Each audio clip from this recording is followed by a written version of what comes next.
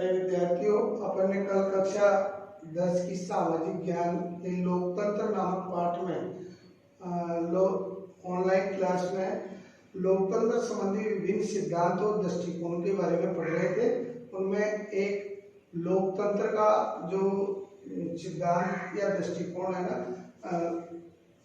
लोकतंत्र का परंपरावादी या उदारवादी जो दृष्टिकोण या सिद्धांत था उसके बारे में पढ़ा था। अब पढ़ेंगे अपन लोकतंत्र का दूसरा जो सिद्धांत या दृष्टिकोण है उसके बारे में। तो दूसरा सिद्धांत या दृष्टिकोण है लोकतंत्र का बहुलवादी सिद्धांत एवं दृष्टिकोण। लोकतंत्र के बहुलवादी सिद्धांत का मूल आधार बहुलवादी विचारधारा है। यानी इसकी जो मूल आधार है वो बहुलवादी विचारधारा है, जो समाज के संघात्मक स्वरूप में विश्वास करता है। यानी समाज के संघात्मक स्वरूप में ये विश्वास करता है कि सिद्धांत का विकास जो किया वो लोस्की और अर्नेस्ट बार्कर, डिग्वी तथा GDH पोल आदि ने किया है। तृतीय विश्व युद्ध के बाद रॉबर्ट डहेल ने भी इसके विकास में अपना महत्वपूर्ण योगदान दिया है। इसने यानी इस सिद्धांत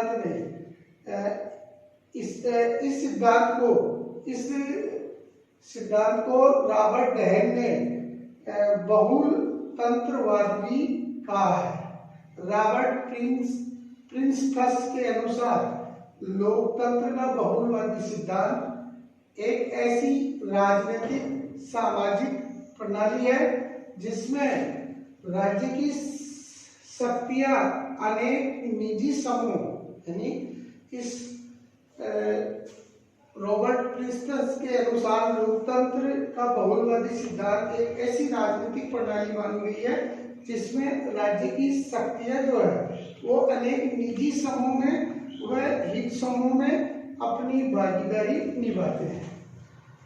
तीसरा जो है ना वो लोकतंत्र का सिद्धांत या दृष्टिकोण है लोकतंत्र का विशिष्ट वर्गीय या अभिजन वर्ग का सिद्धांत।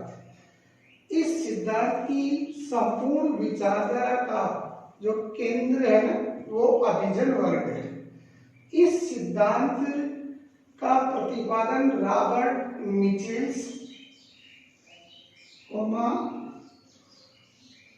मोस्का, पेरोटो व राइट मिल्स ने किया है।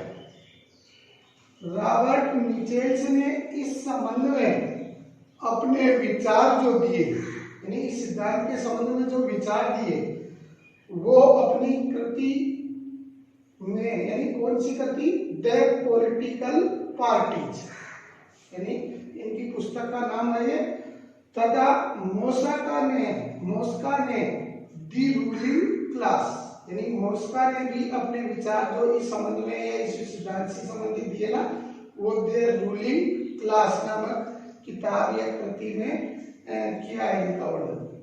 चौथा सिद्धांत है लोकतंत्र का मार्क्सवादी सिद्धांत या दृष्टिकोण। यह सिद्धांत लोकतंत्र को एक विशिष्ट रूप प्रदान करता है। यानी जो मार्क्सवादी सिद्धांत है ना वो लोकतंत्र को एक, यानी ये सिद्धांत लोकतंत्र को एक विशिष्ट रूप प्रदान करता है जो अपनी प्रकृति व प्रकार से आर्थिक लोकतंत्र है। किंतु मार्क्सवादियों ने इसे जनवादी लोकतंत्र कहा है। किंतु मार्क्सवादियों ने इसको जनवादी लोकतंत्र भी कहा है। इस सिद्धांत पर प्रभाव मूल रूप से, यानी इस सिद्धांत के ऊपर मूल रूप से किनका प्रभाव पड़ा, कार्ल मार्क्स का और फ्रेडरिक एंजेल्स का के विचारों का प्रभाव पड़ा। अतः इसको व्यवहारिक स्वरूप जो दिया वो लेनिन ने, स्टालिन ने और माओ त्से तुंग ने दिया है।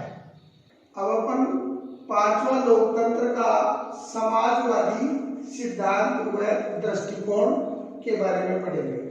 लोकतंत्र का यह सिद्धांत लोकतंत्र के उदारवादी वह मार्क्सवादी सिद्धांतों के समन्वय या सामंजस्य से बना हुआ एक सिद्धांत है। यानी ये लोकतंत्र का एक ऐसा सिद्धांत है जो उदारवादी व मार्क्सवादी सिद्धांतों के समन्वय या सामंजस्य से बना हुआ सिद्धांत है।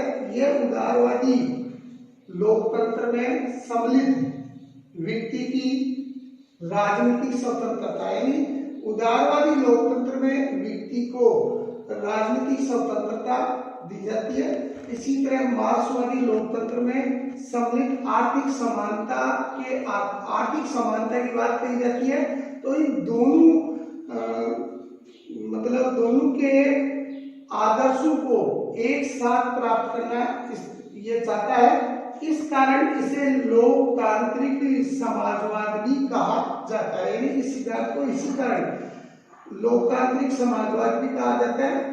लोकतंत्र का ये सिद्धांत विकासवादी व संवैधानिक साधनों में विश्वास करता है। यानी ये जो लोकतंत्र का समाजवादी सिद्धांत है वो विकासवादी और संवैधानिक साधनों में विश्वास करता है तथा ये संसदीय शासन व्यवस्था वाली उदारवादी लोकतंत्र के माध्यम से प्रत्येक व्यक्ति की राजनीतिक स्वतंत्रता तथा आर्थिक समानता के आदर्शों को भी प्राप्त करना चाहता है।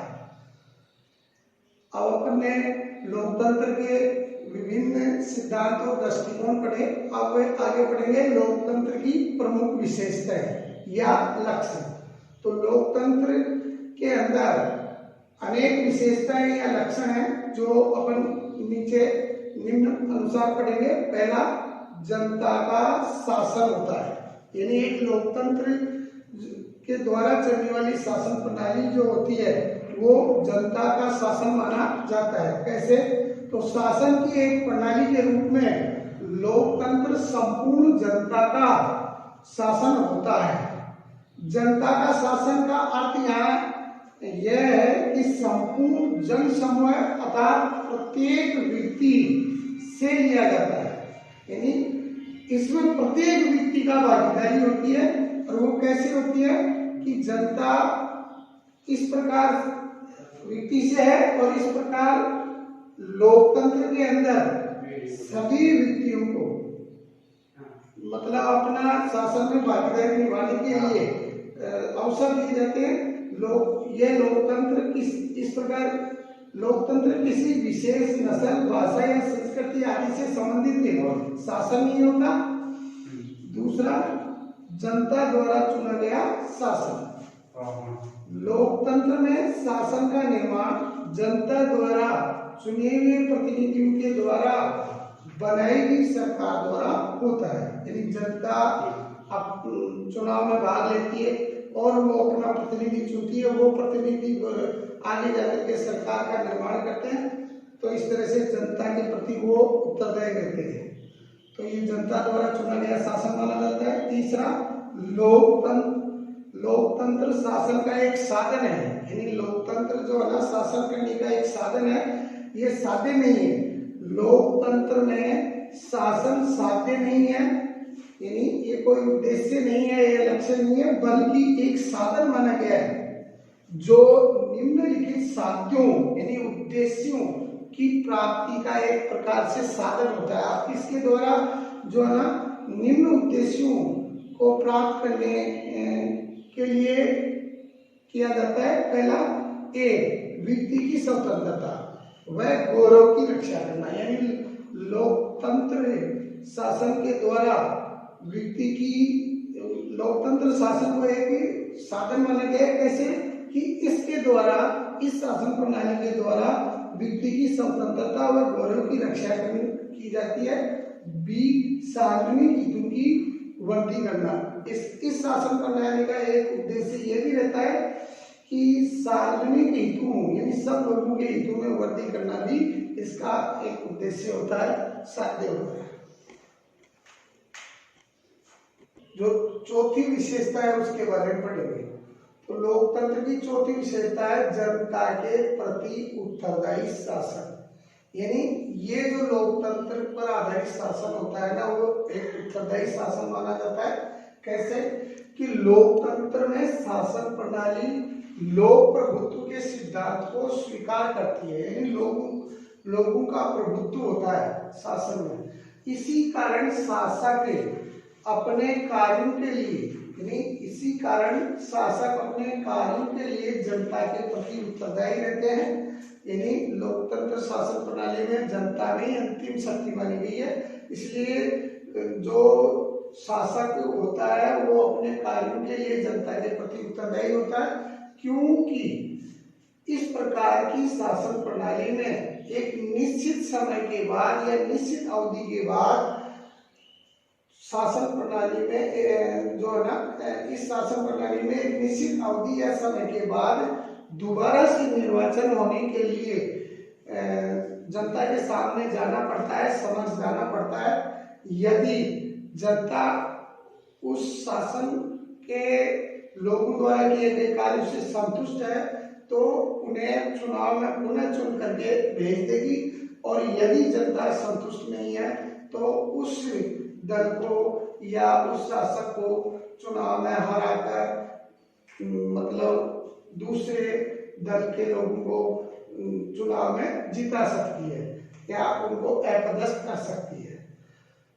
पांचवा, लोकतंत्र एक विकासशील शासन है। लोकतंत्र एक विकासशील शासन माना गया है। आधुनिक लोकतंत्र शासन प्रणाली विकास की कई अवस्थाओं से होकर गुजरी है, यानी आज जो स्थिति आई है वो कई अवस्थाओं से गुजर करके प्राप्त हुई है। शुरू के अंदर लोकतंत्र की शासन प्रणाली थी वो व्यक्तिवादी लोकतंत्र पर आधारित थी, जो बाद में उदारवाद में बदल गई तथा वर्तमान में ये लोक कल्याणकारी राज्य की धारणा में बदल गई, जिसके परिणाम स्वरूप जहां शुरू में लोकतंत्र में व्यक्ति की राजनीतिक स्वतंत्रता, समानता और संवैधानिक शासन करने पर जोर दिया जाता था, वहीं अब यानी वर्तमान में इसके अंदर स्वतंत्रता, समानता, संवैधानिक शासन के साथ साथ सामाजिक व आर्थिक क्षेत्रों में भी समानता व न्याय के सिद्धांतों को स्वीकार किया जाता है या करती है।